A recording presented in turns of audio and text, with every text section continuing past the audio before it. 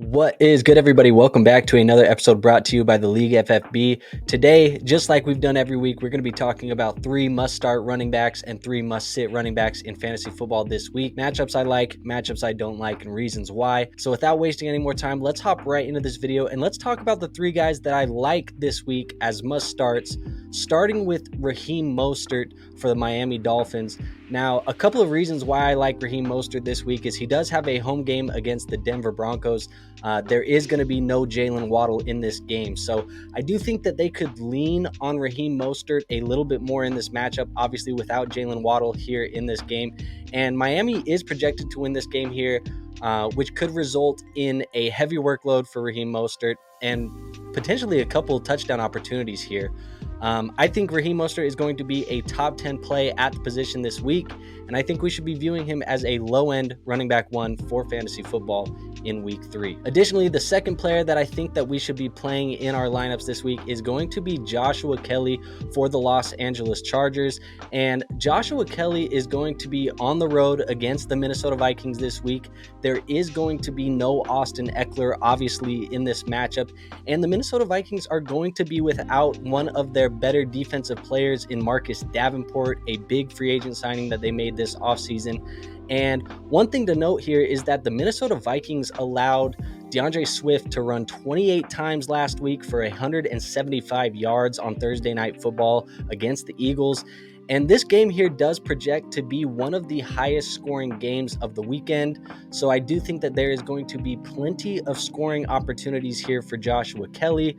I think we should be viewing him as a top 20 player this week, and we can play him in our lineups as a high-end running back 2 for fantasy football. Now, the third player that I think is a must-start at the running back position is going to be Miles Sanders for the Carolina Panthers.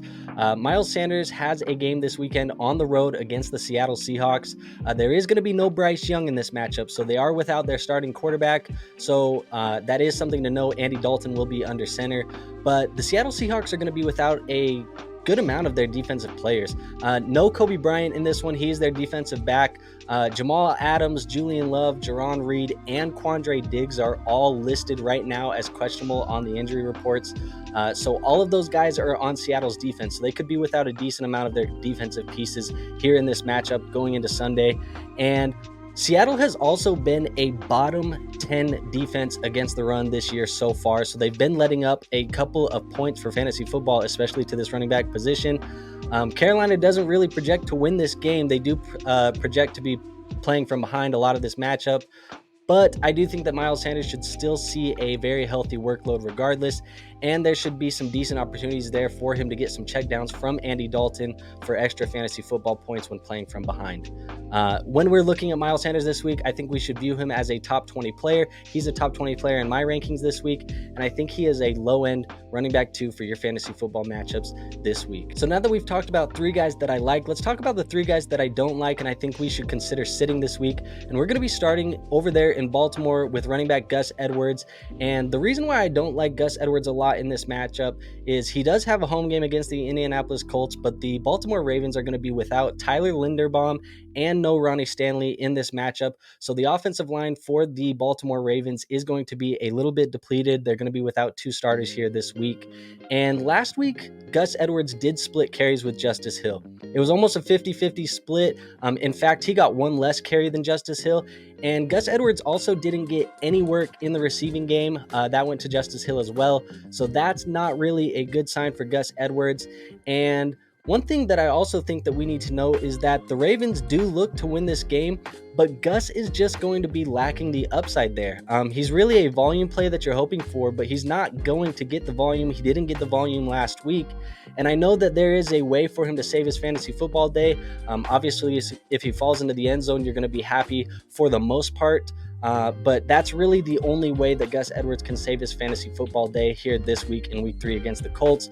So for me, he is going to be outside of my top 25 players at the position, and I think we should really only consider him a flex option in fantasy football for week 3. Now, the second player that I think we should consider benching on our fantasy football teams is going to be Jerome Ford for the Cleveland Browns, and he has a home game against the Tennessee Titans this week. There are no major injuries in this game, but Kareem Hunt, their free agent signing that they just brought back. He is expected to be active in this with an undetermined snap count underway. So one thing that we should be looking at is outside of Dallas, Tennessee has been one of the toughest matchups in the league against opposing running backs for fantasy football. They've only allowed 6.9 fantasy points per game to the position over the last couple weeks. They held Joshua Kelley to 13 carries and 39 yards last week. They also held Jamal Williams to 18 carries for 45 yards the week before. So they've been very, very good against opposing running backs, and they've been very stingy to the position for fantasy football points. Jerome Ford, obviously, he was a very highly added waiver wire pickup for you this week. Even on this channel, we told you guys that he is a priority pickup, and I still feel that way. I think there's going to be some bright days ahead for Jerome Ford in the future. I just don't think that those bright days are going to be this week. This week is not a matchup that I'm very excited about if I have Jerome Ford, so I may consider benching him this week if you have the ability to do so. Ford is going to be outside of my top 25 players at the position this week, and I think that he should also only be considered as a flex option in fantasy football. Now, the last and final player that I am going to be benching in my fantasy football leagues is going to be Dameon Pierce of the Houston Texans. Dameon Pierce, he is going to be playing on the road in Jacksonville this week against the Jaguars. There is going to be no Laramie Tunsil in this matchup, so the Houston Texans are going to be without big star left tackle Laramie Tunsil, so he will not be able to help block for Dameon Pierce in this game. And Jacksonville has quietly been a top 3 defense against running backs this season. They're only giving up about 9.6 fantasy points per game to the position, so they've been quite good against opposing running backs. The Jags do project to win this game fairly easily this week. They do have the second largest point spread of the weekend, so this does worry me for Dameon Pierce's workload, especially as the Houston Texans get behind in this one, because Dameon Pierce just really doesn't get a lot of work in the receiving game. He never has. He doesn't really project to, and that's why I think that Dameon Pierce should be considered outside of the top 25 at the position this week. And again, we should only be considering him as a flex option if needed, but I would look the other way if I had other options. Now, that is all I have for you guys today. If you did enjoy the video, go ahead and hit that like button for me. It is the best free way to show this channel support, and it does help us grow and reach a larger audience.